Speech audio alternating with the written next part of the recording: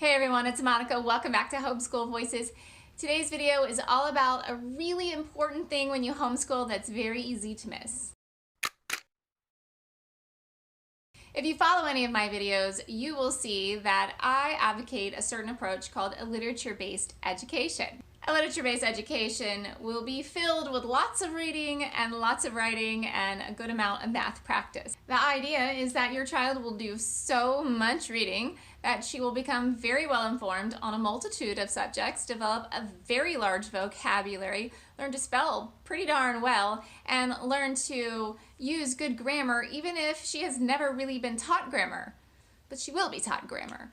But there's one key, really important ingredient that you cannot omit with this method, and that is being a good example. I know sometimes that's super hard.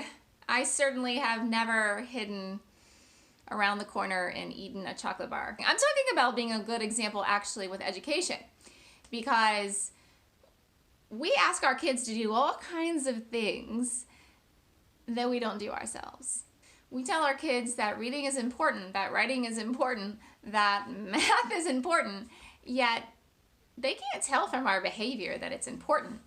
A lot of us, I'm gonna put myself in this category, although I fight against it, I fight the good fight, have been known to play on our phones all day long and never open a book. Yet we tell our kids that reading is important. Do we really expect them to take us seriously when we do that? Either it's important or it's not. And I always tell people, you gotta get real with yourself. If it's not important, maybe you need to reevaluate things and reevaluate education or how you educate or your life or something. I think it's important. I think that reading is the key to the world. It is the key to education.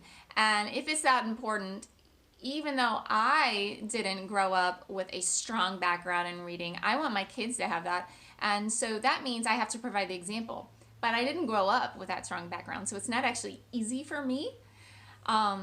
I don't have the attention span necessary because I've not developed it, although I'm working on it and I'm getting better and better. But it is actually work for me, and when something is work, it's not super fun. That applies to your kids too. If your kids are at that point in their journey to where it's still a lot of work, don't expect them to enjoy it.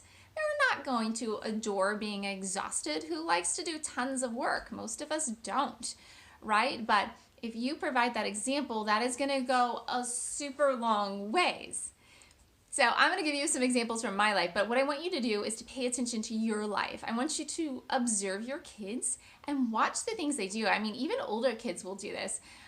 For example, if I tell my kids to eat more vegetables, they might eat like a leaf of lettuce. But if I cut up a bunch of carrots and a bunch of cucumbers and I start eating the carrots and the cucumbers and I don't have the chips, I can guarantee you those little rascals are going to be eating half of my carrots and cucumbers. I've told my son probably 1,000 times that he needs to stretch more so that he doesn't get injured in soccer. And do you think he does it? Not really. But it was so funny the other day. I'm doing a little yoga in my room, and guess who trots in the room and starts stretching with me? You know, we're social creatures, number one. People like to do things together. If you start reading every day, you might find that your kids grab a book and sit down with you and they start reading too. Or if you start eating vegetables, your kids might do that too. It's a little off topic. I'm just saying, kids copy you and kids are social because they're human. So both of those things can work in your favor. You know, you could just let it happen haphazardly, you know, do a bunch of bad stuff and be surprised when your kid does it when they're a teenager or maybe earlier. Or maybe you can provide good examples, especially for those things that are super important to you, if they are important, if you've thought about them and they're actually important to you, like reading or writing.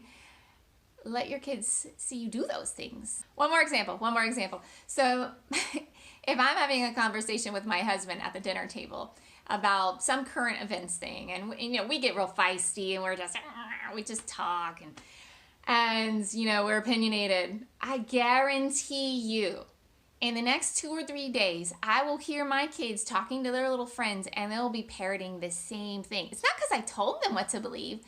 They just copy us. They just mimic us, and for better or worse.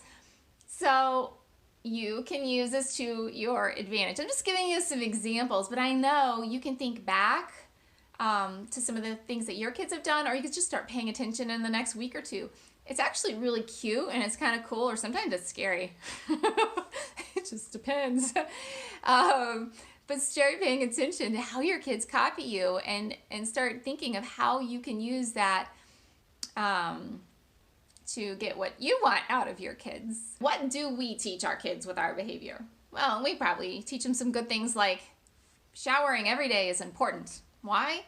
Well, yeah, we tell them, but they also see us take a shower every day. If we are constantly eating chips and ice cream and candy bars, you better believe that your kids are going to do that too.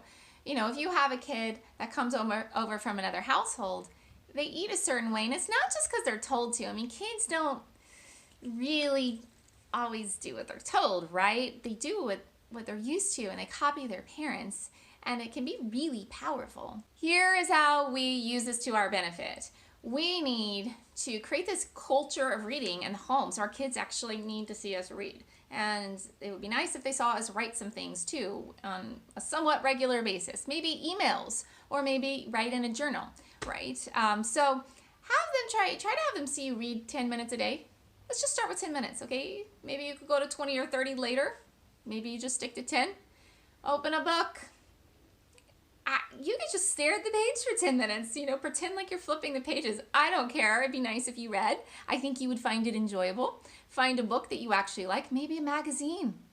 You know, start somewhere. Maybe, you know what? I think sometimes we're too proud. Maybe get a kid's book. Maybe get like a kid's novel and read it.